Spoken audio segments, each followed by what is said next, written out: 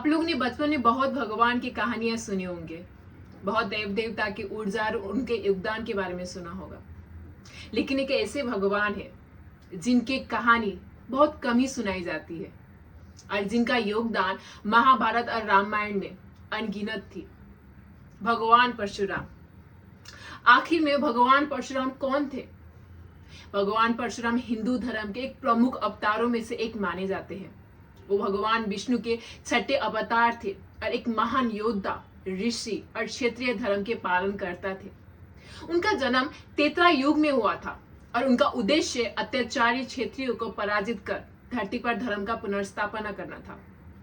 परशुराम का नाम उनके फर्ज से परशु के कारण पड़ा, जिसे वो हमेशा अपने साथ रखते थे। उनके पिता ऋषि और माता रेणुका थी। परशुराम का जीवन सादगी और तपस्या का प्रतीक था। लेकिन जब उनके पिता को एक अधर्मी राजा ने मार डाला, तो उन्होंने अपने क्रोध में 21 बार पृथ्वी से क्षेत्रियों का विनाश कर दिया। कि गुरु भगवान स्वयं शिव थे। उन्होंने उनको दिव्य अस्त्र शस्त्रों का ज्ञान दिया। एक दिन जब परशुराम ध्यान में बैठे थे, तब एक राजा कार्तवीर्य अर्जुन ने उनके पिता को मार डाला और उनके आश्रम का नष्ट कर दिया। परशुराम ने प्रतिज्ञा की कि वो धरती से सभी अत्याचारी क्षेत्रों का अंत करेंगे। ये उनकी महान तपस्या और कर्तव्य के प्रति निष्ठा का उदाहरण था और परशुराम को रामायण और महाभारत के युगों के बीच का कड़ी माना जाता है।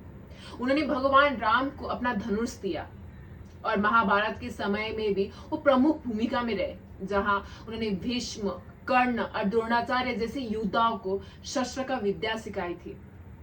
परशुराम की कथा न केवल योद्धा के रूप में अनेक बलिदान को दर्शाती है, बल्कि एक तपस्वी और धर्म रक्षक के रूप में उनके धैर्य और शक्ति का परिचायक वही है।